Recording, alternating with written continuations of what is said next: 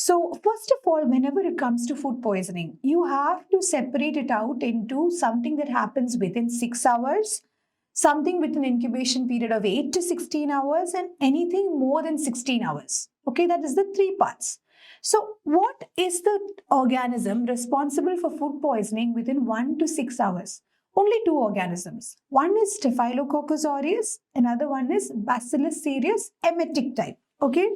So the one thing that you guys must know and you must understand is if you have to have a symptom within 6 hours, it's almost always, it has to be because of a preformed toxin.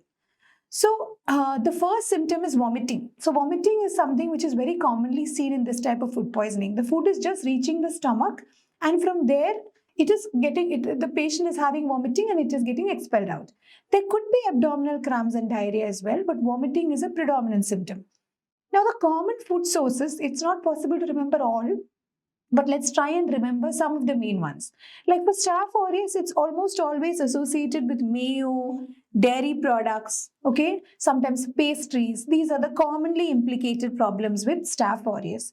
What about Bacillus cereus? For all of us who love fried rice, every time we eat that, we have to remember that there is a possibility of food poisoning because of Bacillus cereus, okay?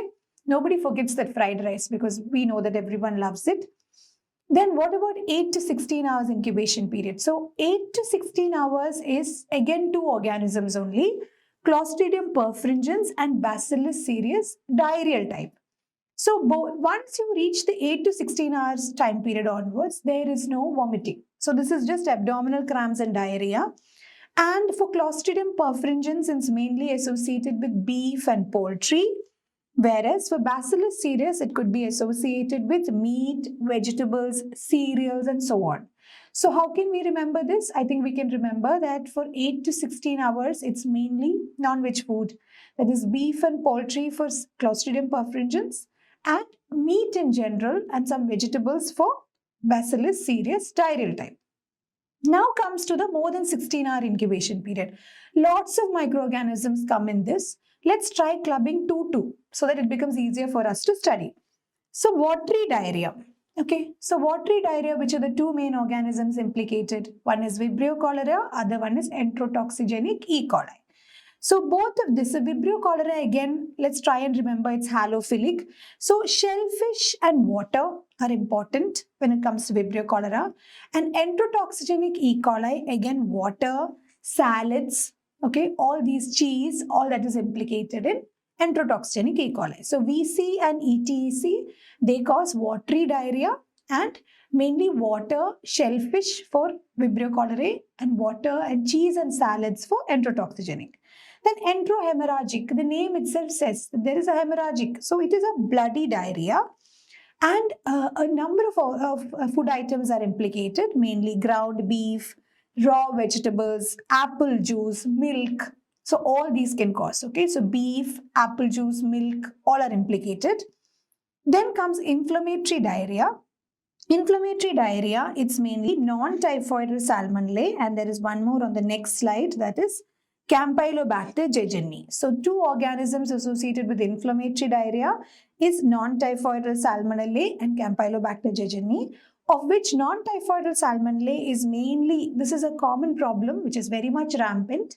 Okay, although everyone talks only about enteric fever, and these are mainly associated with raw fruits and vegetables. So you drink a lot of these raw fruit juices, you put yourself at risk of getting non-typhoidal salmonella diarrhea.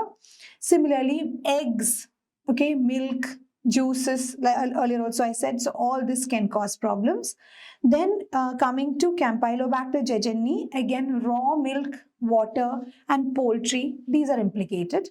So the two inflammatory diarrhea causing organisms is Campylobacter jejuni and non-typhoidal salmonella. Whenever you hear about non-typhoidal salmonella, remember about the juices and raw fruits and vegetables, which is a big problem. Then coming to dysentery. But dysentery is mainly because of Shigella. We know that Shigella causes dysentery, and lettuce and raw vegetables, they are commonly implicated in Shigella dysentery. And another organism which causes dysentery is Vibrio parahemolyticus, the organism in question here. It started off as diarrhea in this question, but it has a propensity to develop dysentery. And raw or undercooked shellfish, particularly oysters, are what is implicated in this. Then, the rest of this table, I wouldn't say that you have to give it all that much time, but just go through this norovirus. Norovirus is again very much notorious for causing food poisoning, diarrhea, and vomiting and abdominal cramps. So you can get a very similar question without a bacterial component. It could be purely viral sub-questions that are coming for that. Because see, even shellfish such as oysters, they are implicated even for norovirus food poisoning. Then botulinum toxin, it could be, presenting differently because there's diplopia, dysphagia, dysarthria, and flaccid paralysis. Mainly because of consumption of canned food and honey. These two villains. You are used to seeing many questions of these. And the rest of this is just for completion's sake. Even if you don't, give too much of importance, these are the main organisms that you should remember.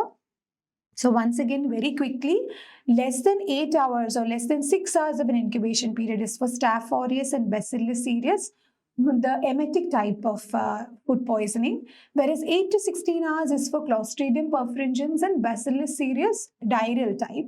And anything more than 16 hours could be because of Vibrio cholerae, enterotoxigenic E. coli, or it could be because of enterohemorrhagic E. coli, which causes a bloody diarrhea. Shigella and Vibrio parahemolyticus cause dysentery. And inflammatory diarrhea could be because of Campylobacter jejuni and non-typhoidal salmonella. So if you break a particular table and you start to arrange it in a certain way and then you study, it becomes easier for you to remember. Okay, and always keep in mind that oysters are implicated for Vibrio cholerae, that shellfish is implicated for Vibrio cholerae.